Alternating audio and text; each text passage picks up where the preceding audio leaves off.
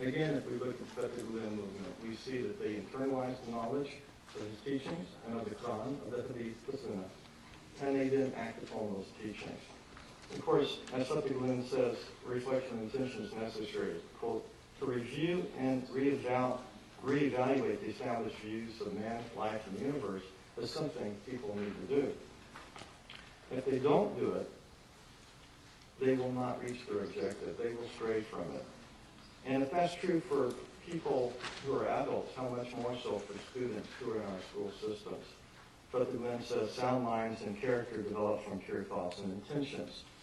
And in fact, intention is one of the supreme principles of religious life in Islam. It's in the topic of the first hadith in Bukhari. Your reward is according to the intention of what you do, not simply what you do. In fact, Gülen says, and I quote, part of this is a quote, in Islam, if a religious duty is performed without a specific intention to do so, it is unacceptable to God. So along these lines, simply behaving morally is not sufficient. One must intend to behave morally. Now, this is from a religious perspective. Is it only religion? I would say no. Fethullah, who is a philosopher, has applied the sciences of complexity to the link between intention and action. And she posits that actions, and I quote, are behavioral trajectories constrained top-down by an intention. What that means is all behavior, all meaning, all moral values and beliefs results from a process of interacting with the environment, with other people, with society, so there are interdependencies made. So if intention and actions are not entrained, are not made a habit, not made a practice, then people will follow the thoughts and intentions of others, according to Gülen.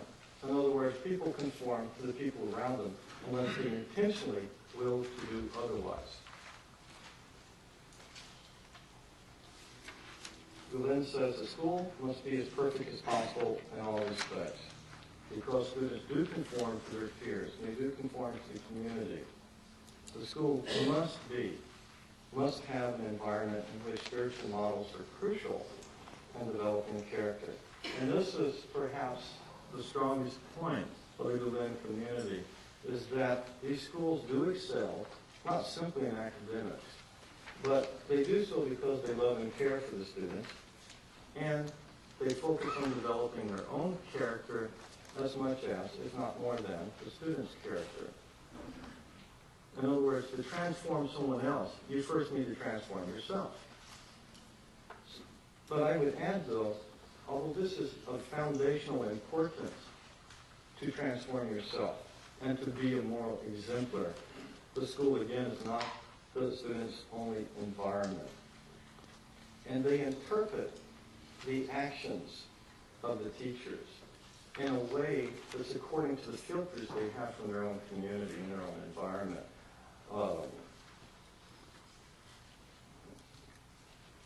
So that means that the schools actually need to make an active effort in educating students into moral reasoning and into moral action with the intention to do this. Now, it might be a little difficult. I'm not sure yet myself how this can be accomplished in the educational system because, of course, in the United States, we have to separate religion and the public schools. Private schools, they can do basically what they wish, but not the public schools. I would like to suggest that for moral reasoning, there's already enough research that Fethullah Gülen schools might look at, reasoning for moral dilemmas. Stories is another method. I'm not sure how many are familiar, but Shell International has a series of global scenarios that are stories, myths, aided to aid their managers in making decisions.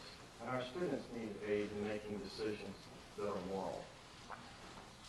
Fethullah says stories work well because they recreate the open, nonlinear dynamics, the real processes of which they're engaged in real behavior, not simply a transmission, do this and you'll be righteous.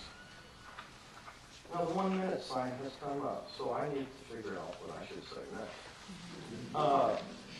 Let me just end on saying again, coming into the U.S., how can we raise a golden generation? It takes moral reasoning, it takes moral action, and it takes intentional moral action. I will leave that to the Fethullah Gülen movement to figure out how to accomplish it. But if anyone can, I am sure that they have that ability. Thank you.